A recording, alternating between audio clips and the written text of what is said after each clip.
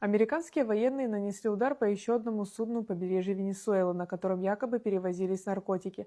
Поэтому президент США пригрозил, что США перейдут к ударам по суше после атак с кораблей, чтобы остановить поток наркотиков в страну из Венесуэлы. Трамп уже поручил министру обороны США запросить у Конгресса разрешение на применение вооруженных сил США для операций в Латинской Америке. При этом президент США подчеркнул, что у конгрессменов не будет никаких возражений против этого. Теперь наркотики привозят по суше. Поэтому даже наркодилеры на суше беспокоятся. Ведь я сказал им, что следующими будут уже они. Да, те, кто перевозят наркотики по суше, будут следующими. И, возможно, мы обратимся в Сенат за одобрением. Пойдем в Конгресс и расскажем им об этом. Но я не думаю, что они будут сильно против. Не думаю, что мы обязательно будем просить об объявлении войны. Просто убьем тех, кто ввозит наркотики в нашу страну. Насовсем убьем. Вот так вот. С начала сентября американские военные совершили нападение как минимум на 9 судов в Карибском море и Тихом океане, убив по меньшей мере 37 человек. В ходе того, что Вашингтон назвал военной операцией против наркотеррористов, не предоставив никаких доказательств в поддержку своих обвинений в совершении преступления. Со своей стороны президент Венесуэлы Николас Мадуро и министр обороны Владимир Падрино неоднократно заявляли, что действия администрации США направлены на смену режима Боливарианской республики Венесуэла.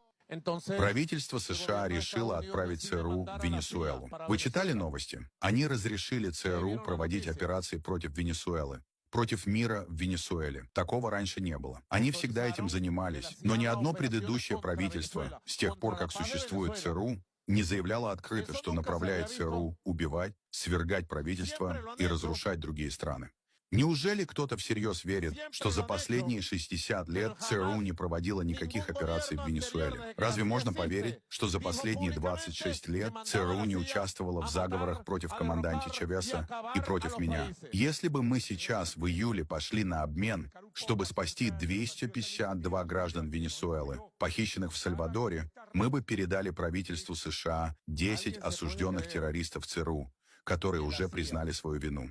Если взять все государственные перевороты в Латинской Америке, сведения о которых были официально задокументированы, а впоследствии рассекречены и опубликованы правительством Соединенных Штатов, окажется, что за свержениями правительств и убийствами президентов стояла ЦРУ. В своей недавней речи президент Трамп также заявил, что Колумбия и Мексика полностью оказались под контролем наркокартелей, и США нужно защитить от этого. Реакция двух стран, Мексики и Колумбии, однозначная и одинаковая. Действия США – это нарушение международного права. Очевидно, мы не согласны. Существуют международные законы, регулирующие действия против предполагаемой незаконной перевозки наркотиков или оружия в международных водах. И мы ясно дали понять это правительству США и публично. Что ж, у каждого из нас свой подход к международным дебатам и отношениям с Соединенными Штатами. Мы выбрали прежде всего защиту наших мексиканцев, наших соотечественников в Соединенных Штатах. И защищая наши принципы и наш суверенитет, мы выбрали схему открытого диалога с правительством США в поисках соглашения. Масштаб оскорблений Трампа в адрес Колумбии и меня лично теперь направлен не на создание эффективной стратегии борьбы с наркотиками, а на оказание влияния на выборы, которые состоятся в Колумбии в следующем году. Его цель – обеспечить возвращение к власти крайне правых сил, которые имеют прочные и доказанные связи с наркотрафиком, но подчиняются внешнему вмешательству. Для Трампа важны победы, неважно какие. Венесуэла является государством наряду с Кубой и Никарагуа и не подчиняется США. И это, по словам политолога Александра Михеева, воспринимается для них как вызов. Трампу нужны победы. Но президент Трамп, он объявил много чего понаобещал. Ему нужны победы, ему нужны успехи. В секторе Газа, на Ближнем Востоке он что-то такое изобразил, всем рассказал, что это успех, хотя все понимают, что это декорация. Что-то пытался или пытается изобразить на Украине, но здесь гораздо более сложная обстановка. Венесуэла. К Венесуэле приступили, ему кажется, что с Венесуэлой, может быть, получится. Ему нужны такие большие победы, которые в том числе подкрепят его положение внутри страны, и всем покажут, что Америка, по-прежнему в доме хозяин. Вот, под предлогом борьбы с наркотиками, потому что это действительно большая проблема для Штатов.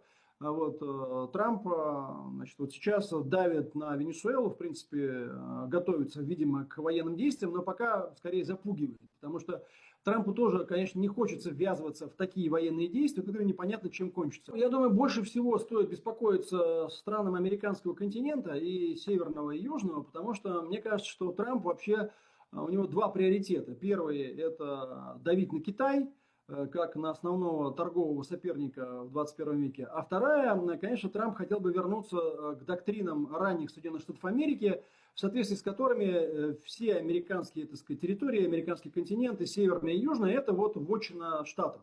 Он ведь недаром, когда пришел к власти, заговорил про Гренландию. Да? Он считает, что Гренландия не должна принадлежать никаким европейским государствам. Да?